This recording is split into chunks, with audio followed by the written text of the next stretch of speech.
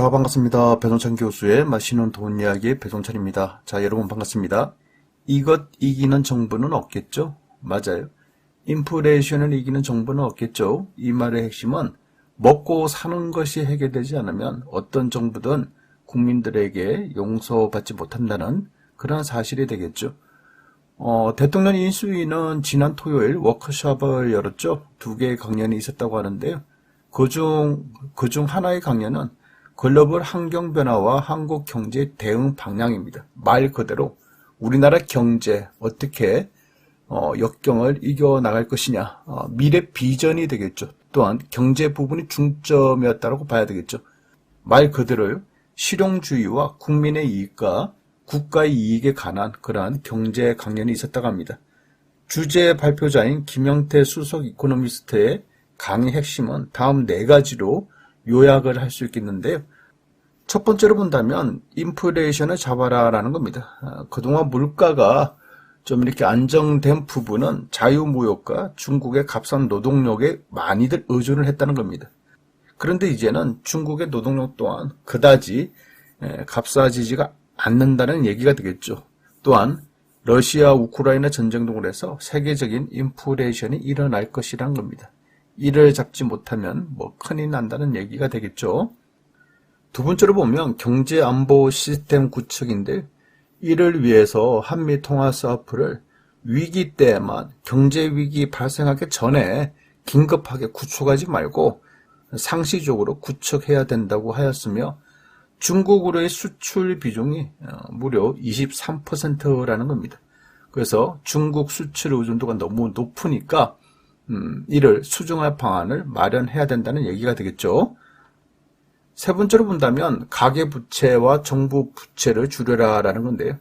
우리나라는 현재 정부 부채, 가계부채를 합치면 작은 편이 아니다는 거죠. GDP 대비해서 51%인 정부 부채는요. 2026년 앞으로 4년이 지나면 GDP 대비해서 67%로 높아진다는 겁니다. 따라서 이를 줄여야 되고 또한 가계부채를 적절히 조절해야 된다는 그러한 강의였고요.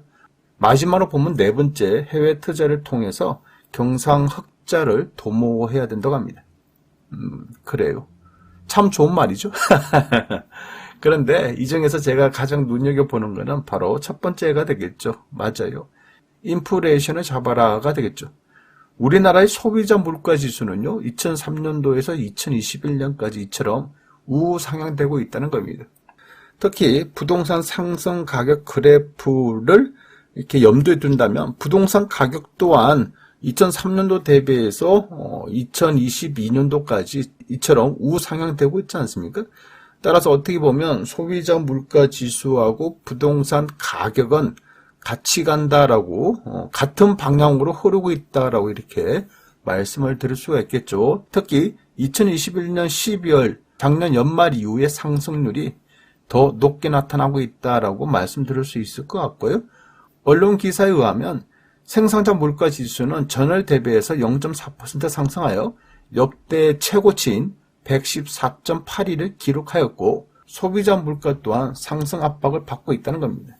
러시아 우크라이나 전쟁으로 인한 유가 및 원자재 가격 급등. 그렇죠. 이제 싼 게 없어. 싼 게 없고 안 오르는 것이 없다라고 말씀드릴 수가 있다는 겁니다. 그만큼 물가 상승이 더 가속되고 있다라고 말씀드릴 수 있을 것 같고요. 결국 이러한 소비자 물가 지수의 상승은요. 인플레이션이 유발되고 인플레이션은 부동산 가격에도 적지 않은 영향을 끼칠 것으로 보인다는 얘기입니다. 이런 상태에서 차기 정부의 부동산 공약들, 재개발, 재건축, 부동산 세제, 대출 규제 완화 등등 이러한 공약들은 이걸 한꺼번에 진행한다면 굉장히 위험해 보인다는 얘기입니다. 그렇죠? 이런 거 다 풀어준다면 부동산 가격 또한 꿈틀꿈틀하지 않을까요?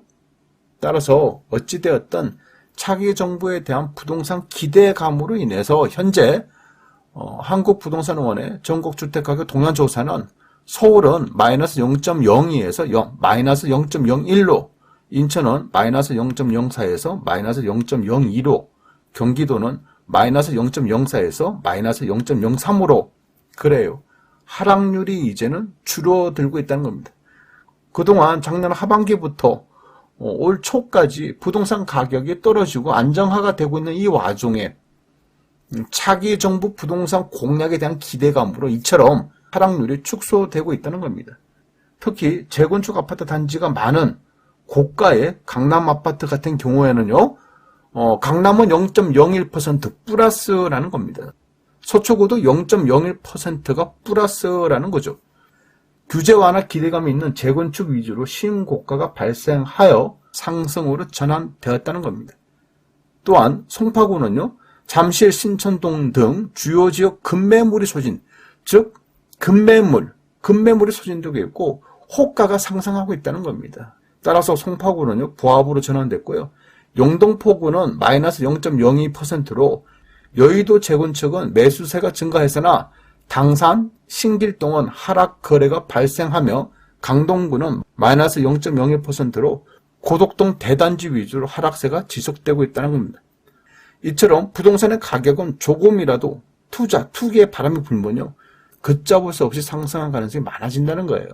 물론 차기 정부의 인수위는 이렇게 이야기를 할 수 있겠죠. 부동산 시장 안정과 국민 주거 수준 향상을 위해 수요에 부응하는 주택 공급 250만 호를 공급하겠다.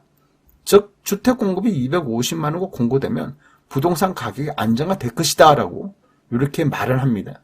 근데 중요한 거는 주택 공급은 지금 당장 아파트가 만들어지는 것은 아니지 않습니까? 어떤 사람이 이야기를 했듯이 이게 뭐 빵은 아니지 않습니까? 그래요. 그러니 주택 공급 계획이란 거는 몇 년이라는 시간이 필요하다는 거예요.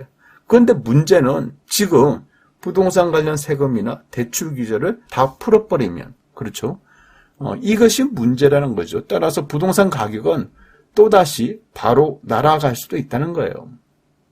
따라서 차기 정부는요, 1세대 1주택에 대한 과도한 세금은 축소를 할 필요성은 있겠지만은 또한 무주택자 내 집 마련을 위한 대출 규제 완화 필요성은 있겠죠. 하지만 다주택자들의 투기용으로 매수하는 이런 부분에 대해서는 철저하게 막는 이런 대책이 있어야 된다는 거예요. 현재 대통령 선거 결과 또한 현재 정부의 부동산 가격 급등이 어떻게 보면 바로 투표로 이어졌다라고, 따라서 정권 교체로 이어졌다라고 생각해야 되지 않을까요? 따라서 차기 정부는요, 반민교사의 이야기, 이런 이야기가 다른 나라 차기 정부의 이야기가 아니라 지금 당장 우리 차기 정부의 이야기임을 꼭 알아주었으면 좋겠다는 겁니다. 인플레이션을 이기는 정부는 없듯이 부동산 가격을 상승시키는 정부는 국민들에게 지지를 받지 못한다는 사실 꼭 알아주었으면 좋겠습니다. 이상까지 배종찬 교수의 맛있는 도움 이야기였습니다. 감사합니다.